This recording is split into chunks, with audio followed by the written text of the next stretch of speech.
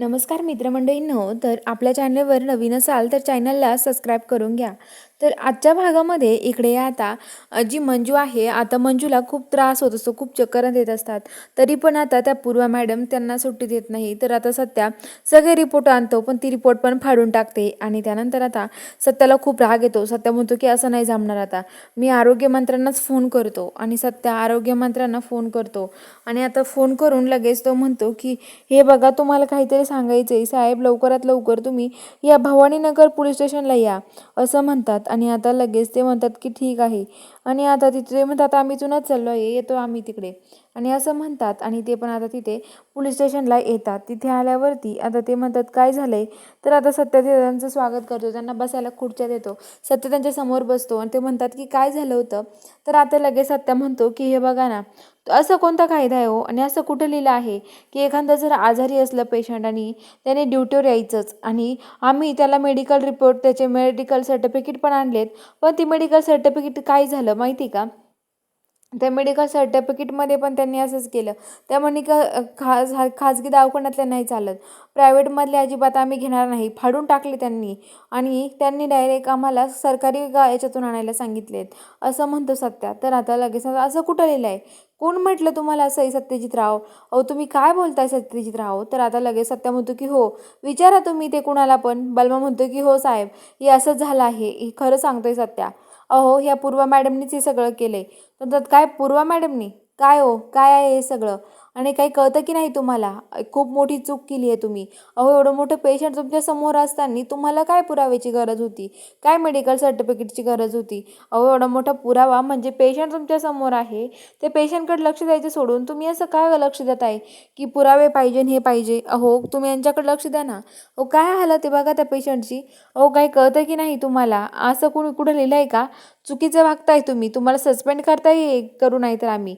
कुठं तुमच्या यांनी सांगितलंय का, तुमच्या सिनियरनी सांगितलंय का, कुणी सांगितलंय तुम्हाला हे सगळं नियम. आणि तुम्ही जेव्हा तिकडे गेला होता ट्रेनिंगला, तेव्हा तुम्ही तुम्हाला शिकवलं नाही का आपल्या कर्मचाऱ्यांशी कसं वागायचं, कर्मचारी आजारी असल्यावर त्यांना सुट्टी द्यायची की नाही द्यायची, काय करायचं, हे तुम्हाला शिकवलं नाही का ट्रेनिंगमध्ये, असं ते आरोग्यमंत्री त्या पूर्वाला बोलतात. तर आता पूर्वा म्हणते की हे बघा माझी चूक झाली. अहो पण मला असं वाटलं की नाही, आपल्याला काम पण तेवढं महत्त्वाचं आहे ना, त्यामुळं. तर ते म्हणतात की नाही, माणसापेक्षा काम नाही आहे महत्त्वाचं इथे, असं म्हणतात. आणि आता ते म्हणतात की माफी मागा तुम्ही यांची, मंजिरी मॅडमची माफी मागा तुम्ही, असं म्हणतात. तर आता लगेच ती म्हणते की मी आणि त्यांची माफी. तर ते म्हणतात की हो, चूक केली तर माफी मागावंच लागेल.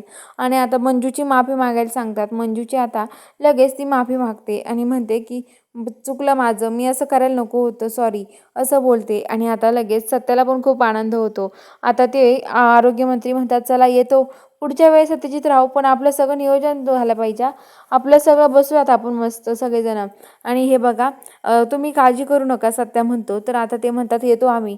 आणि आता बलमा म्हणतो बलमा सोड त्यांना, जा. बलमा त्यांना सोडायला जातो. आणि आता सत्या आतमध्ये येतो मंजूला घ्यायला. मंजूला म्हणतो की चला वाघमारे.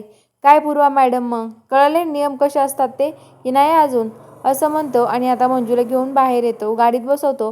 तेवढ्यात तो वाघमारे तुमची काठी तर आतमध्येच राहिली, काठी नेण्यासाठी येतो आणि घेतो. तर आता लगेच तो पूर्वा मॅडमकडे बघतो आणि म्हणतो की हे बघा, तुम्ही माझ्या म्हणजे वाघमाऱ्यांना त्रास दिला ना, तर मी तुम्हाला कधीच सोडणार नाही आहे. वाघमाऱ्यांना त्रास, वाघमाऱ्यांसाठी मी काही करायला तयार आहे.